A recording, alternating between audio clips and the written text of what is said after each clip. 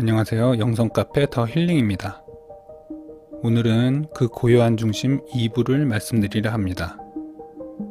지난번 1부에서 심리학 용어인 부인과 투사라는 개념으로 우리는 무의식적으로 우리의 본성, 고요한 중심을 외면하고 결국 고요한 중심을 들여다보려 하지 않고 밖으로 계속 지어내려고만 한다고 말씀드렸습니다. 그 예로 매일 밤 꾸는 꿈속에서 벌어지는 일을 통해 말씀드렸는데, 사실 고요한 중심을 받아들이지 못하고 지어내려고만 하는 마음은 사후세계 또는 환생 과정에서도 동일하게 작용한다고 생각하기에 이와 관련된 말씀을 드리고자 합니다. 일단 임사체험을 하신 분들의 경험담 또는 사후세계와 관련된 책들, 예를 들면 리사 윌리엄스의 죽음 이후의 또 다른 삶, 실비아 브라운의 죽기 전 알아야 할 영혼 혹은 마음, 아니면 마이클 뉴턴의 책들, 또는 죽음학의 대가인 엘리자베스 퀴블러 로스가 지은 사후생 등등을 보면 사후에 보통 공통적으로 흰빛을 만난다라는 표현을 합니다. 물론 사후에 여타 이유로 흰빛 자체를 맞닥뜨리기 힘들어 하시는 분들은 예외가 될 수도 있겠지만, 어쨌든 이 흰빛이 다름 아닌 지난번 말씀드린 흰색 스크린이라고 생각합니다. 말씀드렸듯 이 흰색 스크린은 우리의 본성을 상징하며, 즉 태초에 신과의 분리를 심각하게 받아들여 우리가 부인하고 거부했던 바로 그 신과의 하나임 상태인 우리 본성을 상징한다고 할 수 있습니다.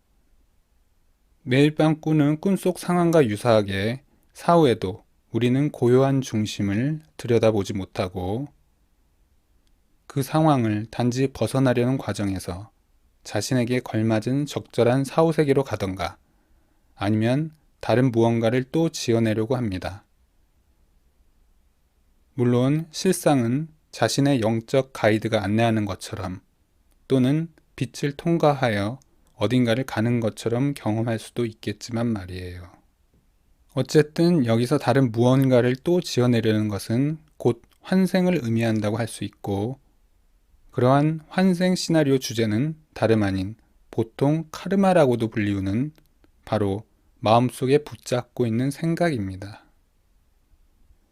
그러한 생각들은 사실 여러 가지가 얽혀 있겠습니다만, 비교적 단순한 예를 들자면 이번 생에 아들 또는 딸에게 좋은 엄마 또는 좋은 아빠가 못 되어서 다음 생에는 좋은 엄마, 좋은 아빠가 꼭 되고 싶다든지,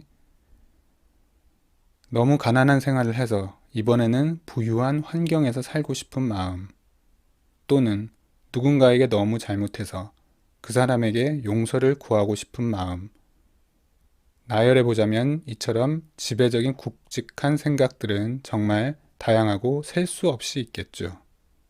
사실 이러한 생각들을 바탕으로 구성된 것이 확장된 자아 2부에서 말씀드린 삶의 서약서라고 할 수 있습니다. 무엇보다 제가 말씀드리고 싶은 요점은 환생의 삶의 주제가 그 무엇이 됐든 결국 그것은 우리가 고요한 중심을 받아들이지 못하고 한낱 분리의 꿈일 뿐인 시나리오 속 주제를 토대로 유한한 자아의 생을 경험하려고만 한다는 것입니다. 물론 영성에 관심 있는 많은 분들이 환생을 통한 배움의 관점을 선호하시지만, 제가 지금 말씀드리는 것은 그러한 환생을 하는 본질적인 이유에 대한 고찰입니다. 사실 이러한 상황은 신과 나눈 이야기라는 책에서 소개된 작은 영혼과 해라는 우화에서 어느 정도 다루고 있다고 생각합니다. 핵심만 요약해 말씀드리자면, 천국에 간 작은 영혼은 무언가 용서할 대상을 찾지만 누군가 천국은 용서할 것이라고는 없는 오로지 빛과 좋은 것만 있는 곳이라고 말합니다. 그래도 작은 영혼은 그곳에서 계속 용서할 대상을 찾게 되는데, 그런 중에 다른 영혼이 나타나서 모든 것이 좋은 천국에서 용서라는 것은 불가능하니 아랫세계에 우리 같이 내려가서 내가 거기서 너 괴롭히는 역할을 할게 라고 말하며, 그때 꼭 너는 내가 아무리 널 괴롭혀도 천국에서의 원래 내 모습을 기억하고 용서해줘 라고 말합니다. 결국 이 경우 용서라는 주제로 현생의 시나리오가 펼쳐지는 상황을 묘사한 것입니다. 말하자면 여기서 천국은 흰색 스크린이라고 할 수 있고, 작은 영혼은 항구적으로 평온한 고요한 중심을 받아들이지 못하고 특정 시나리오 주제로, 즉 여기서는 용서할 대상으로 계속 무언가 밖으로 지어내려고만 하는 상황이라고 할 수 있습니다. 사실 작은 영혼과 해에서 나오는 용서라는 주제에 얽힌 두 영혼은 지중해의 성자 다스칼로스 1권 231쪽에서도 나오듯 혼의 형제라고도 합니다만, 참고로 말씀드리자면 지금 우리 주변의 관계들, 가족, 동료 모두를 포함하여 좋은 관계든 나쁜 관계든 대부분 해당하는 카르마에 얽힌 혼의 형제들입니다.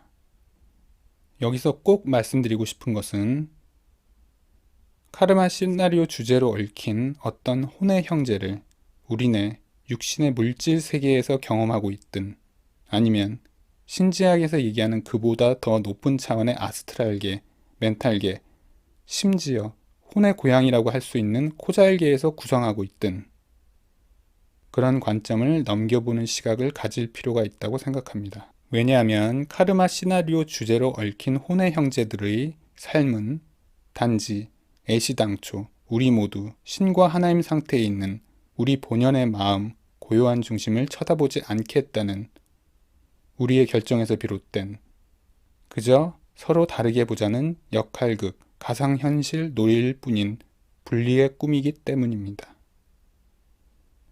카르마를 극복하기 위해서 여러 생에 걸쳐 투쟁해야만 한다고 생각하지 마라.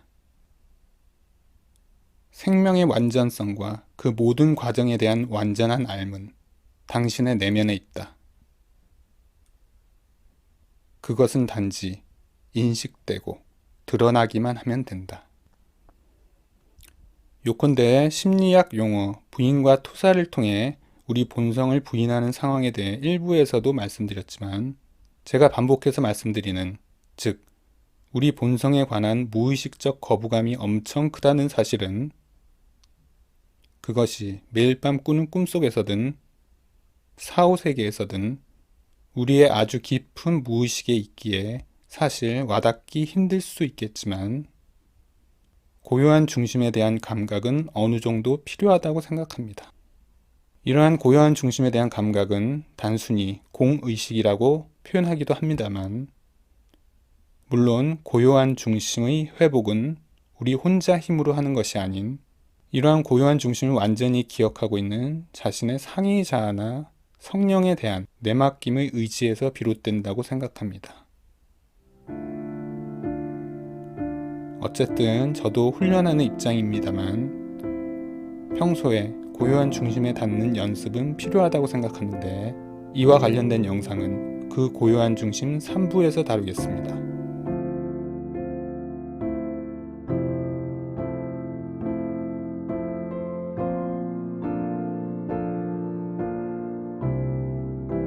참자를 깨닫는 것은 자신이 신 안에 완전히 확고하게 자리하고 있다는 것을 아는 것이다.